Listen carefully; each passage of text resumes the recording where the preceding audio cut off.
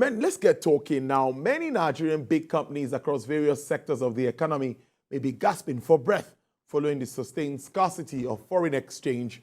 Of course, this comes at the backdrop of sharp rise in exchange rates in the later part of the second quarter of 2023. Recall that President Bola Tinubu said the economic reforms of the last 3 months, including fuel subsidy removal, foreign exchange liberalization, would rescue the country from the control of a tiny elite and improve the lives of more than 200 million citizens. Let's get talking. The president of the Association of Capital Market Academics of Nigeria, Prof. Uche Uwalike, joins me live from our Abuja studios. Prof, it's good to see you. Good afternoon. Thank you for your time. Yeah, good afternoon, Zolo. My pleasure, as always. Prof, from what we saw in July, 24.08% from 22.79%. What are you expecting for the month of August, and what do you think are the basic fundamentals that will shape the figures that we'll get from the NBS latest this time tomorrow? Okay, yes. I expect that the number will, of course, increase from the present 24.08%. As a matter of fact, I expect it to cross the 25 percentage mark. And of course, food inflation will continue to be the major driver. If you go to the market today, you find that food prices are continuously on the increase, whether you're talking about bread, vegetables, grains, tubers, they're all on the increase. Yes, I recognize that the CPI is year-on-year basis. Even with that, one should expect that the inflation figure for the month of August will be higher than that of July. Anything to the contrary will be a surprise. Well, a pleasant surprise to me. But again, that would also mean that the figure is not reflecting the reality. The reality today is that prices are on the rise, particularly on the food side. If you look at the July figure by the National Bureau of Statistics, food inflation is very close to 27%, 26.9 food inflation coming in July. And in some parts of the country, in Kogi, for example, Kogi recorded the highest food inflation rate at close to 35%. So you can see that the pressure has continued to come on the part of food, which is also why a number of us feel that that is what should be addressed. If we address the food component of this inflation, I'm pretty sure inflation number will come down, in the coming months. Now, if you look at what is going on in some developed countries, take the US, for example, you find that the core inflation is rising above the food index. But back home is the reverse. Core inflation in Nigeria has appeared, somewhat, stable. Even, yes, you could describe the type of inflation happening in that space as creeping, because for July, it simply increased from 20.2 to 20.4. So you could say it's been sticky, sticky upwards, unlike what is happening in the case of food. And if you also look at the CPI disaggregation, the 12th item by the National Bureau of Statistics, food accounted for over 50% of the pressure on inflation for July. And I expect that will also repeat itself for the month of August, for obvious reasons, as I mentioned earlier. Price of food items are very much on the increase. So I expect that the number will increase, and I also expect that the food pressure will very much reflect in the August figure by the NBS. Now, Prof, we also see in America that inflation is ticking higher. All efforts being made to address the challenges or what comes around with inflation seems not to be working, increasing interest rates and all of that.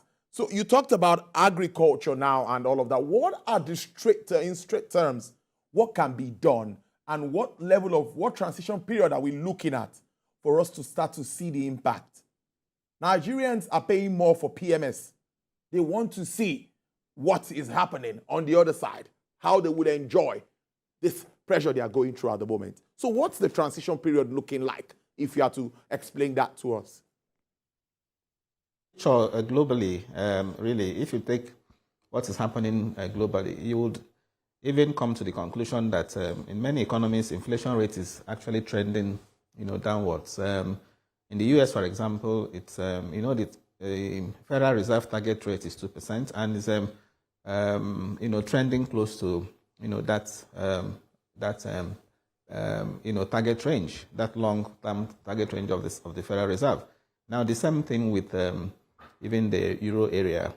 In South Africa, for example, inflation rate is also trending downwards, close to the target range of the Reserve Bank of South Africa, which is between 3 and 6%. Inflation rate in South Africa is, I think, in the region of 5%. And even in areas where inflation rate has been known to be high, such as Ghana, for example, the latest inflation number from Ghana, even though it's still way above 40%, but it showed that is beginning to taper or moderate. So the point I'm making is that ours is a different kettle of fish. Different kettle of fish in the sense that it's being impacted by the twin reforms that the administration is implementing, and that's talking about particularly the issue of fuel subsidy removal. So it is the knock-on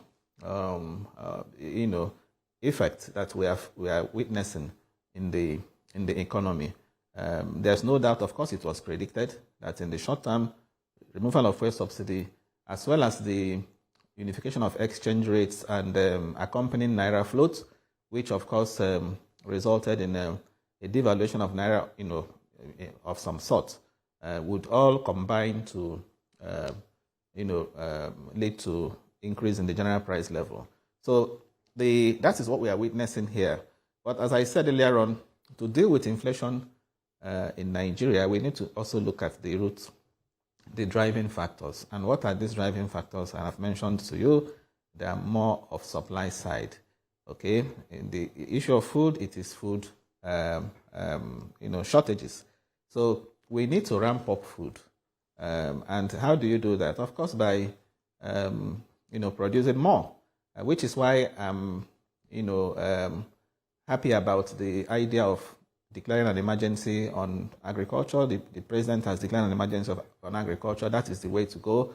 But that should also be matched with action. If you look at the interventions, the promised interventions in agriculture, if you aggregate all of it in terms of what is going to be thrown into the sector, again, in my view, small. The government, for example, is talking about, of course, releasing grains, whether maize and wheat, and also cultivating more land, more hectares of land, for the purpose of growing wheat and maize. But if you look at, again, the amount that is going to be invested in this effort, I think is also small. 50 billion naira, for example, to do 150,000 hectares of land across the country, I think is small. So the thing is for us to scale up the interventions in agriculture, including also soft loans to farmers and cooperatives, for them to be able to farm. There is, of course, the issue of security, and I'm happy that it's one of the government's 8-point agenda, food security, and of course, the security itself. They go together because we can't be thinking of growing food production when in many food belt areas of the country, farmers are having difficulties, going to farms. So the issue of security, is there, and the issue of also ensuring that farmers have access to fertilizer is also there. So in a nutshell, for me, it is to deal with the food challenge, and doing that will serve like is akin to using a silver bullet, to kill two birds. And what are these two birds? The two major challenges we are facing in the economy today, and one is rising inflation, the other is weak economic growth. So in a nutshell, the economy is experiencing stagflation. And I am saying, my thesis here is that we can use the issue of food to tackle the two. Because when you are also doing agriculture, remember agriculture contributes over 23% to GDP. When you are dealing with the challenge in agriculture, you are also growing the economy. You're also creating job opportunities. The issue of unemployment too can also be addressed even using that the same silver bullet. That is emphasis on food security, emphasis on agriculture, and at the same time, you are also bringing down the inflation rate. Oil price seems to also be looking very good on the other side. Let's look at that market, which to me remains very important. And some are saying that OPEC might come up with a line of action sometime next week when they meet. But my question really is, any real impact that would have on Nigeria's economic development at this very critical time? Yeah, Tolu, the issue of rising crude oil price ordinarily should have salutary effect on the Nigerian economy. Should be welcome. As at the last time I checked, oil price had gone above $92, $93 per barrel. That's cheering news for an oil-producing economy, such as Nigeria. But unfortunately, Tolu, we are not taking advantage of that. Look at the recent report by the OPEC in terms of production quantities for Nigeria. OPEC was reporting that Nigeria's production was, I think, 1.2 million barrels per day. All right. If you also check the report by the Nigerian Upstream Petroleum Regulatory Commission, was also talking about 1.8 million barrels per day. Now, these are numbers that are far below even our budget targets. In the 2023 budget, we targeted 1.69 million barrels per day. Whereas OPEC has given us the latitude to produce as much as 1.74 million barrels per day. So if you check the difference between our current production level and what OPEC has allowed us to produce, excluding condensates, okay, that translates to a volume deficit of over 500,000 barrels per day. Okay, in a month, that's 15 million barrels. 15 million barrels, if you multiply 15 million barrels a day, in a month, by even a conservative price of $85 per barrel, you have close to $1 billion we are losing on a monthly basis. All right? So the whole of that, if you put it in Naira terms, use 765, again, conservative exchange rate, you have something that is close to 1 trillion Naira. All right? If what we are losing is over 500,000 barrels per day. Now, 1 trillion Naira in a month can do a lot for Nigeria in terms of these interventions I'm talking about. Imagine using 1 trillion Naira for SMEs, 1 trillion Naira for agriculture. In a very short space of time, you begin to see the manifestation, in terms of output. So what I'm saying in effect is we should recognize that we are losing money by not producing up to OPEC quota, and then deal with the issue of crude oil theft, squarely, because that is what is causing us this, shortage. Crude oil theft, pipeline vandalism, these are legacy challenges that I think this government is in a position, to tackle. So again, it still boils down to the structural issues I talked about, supply side factors, not necessarily the monetary factors. Inflation rate today, is not driven, even though, yes, there is the monetary policy, the monetary component of it, which the central bank should be worried about, which is why they keep, hiking the monetary policy rate. But it is more of supply side, more of structural. And I think the monetary authority, working in collaboration with the fiscal authorities, should be able to drive down inflation. It's not just going to be the central bank. Central bank in my view, given the major drivers of inflation in Nigeria, cannot, tame inflation alone, because I have always said it will tantamount to clapping with one hand. The two must, work together. And the MPC is likely to meet, of course, in their next scheduled meeting is before the end of the month. My advice would be for them to recognize the fact that inflation drivers are non-monetary, and therefore it would be counterproductive to continue to attempt to raise the monetary policy rate. At the last meeting, yes, they took a very good decision not to raise, not to hike, the rates significantly. I think they only did 25 basis points, which to me is a signal that perhaps this month they will now completely pause. But they also did something in the last meeting. Of course, they narrowed the asymmetric corridor. The acting governor was talking about using some other means of, dealing with the inflation from the monetary angle outside of raising interest rates, which in my view should be the way to go. The MPR, yes, it is the anchor, but the more we keep raising MPR, the more we also keep having this, high cost of funds, difficulty to access, credit. Remember, one of the president's 8-point agenda is access to capital, and we can't have access to capital if MPR is as high as, 18.75%, the way it is now. Cash reserve requirement is 32.5%, liquidity ratio 30%. All these constrain banks' ability to lend to the real sectors. And that's why, if you look at the even the numbers by the National Bureau of Statistics, it's evident today that the financial sector is completely disconnected from the real sector. Financial sector growth rate, last MBS report, 25% positive growth rate, from 21% in quarter 1 to 25 or 26% in quarter 2. What is the situation in the real sectors? If you look at the agri sector, it only managed to grow by 1.5%, manufacturing just by 2.2%, and the industry sector as a whole is still in the negative territory.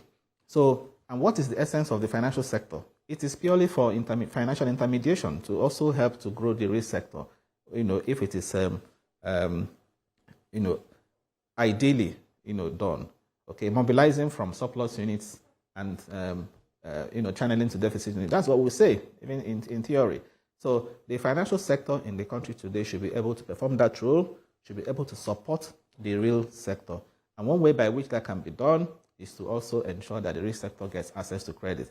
But the central bank can also help, them to do that by also lowering the anchor rates and using some other means to tackle the monetary aspect of inflation. And we are happy to note that, one is happy to note that the issue of ways and means, which helped to fuel the monetary component of the inflation, is no more the case.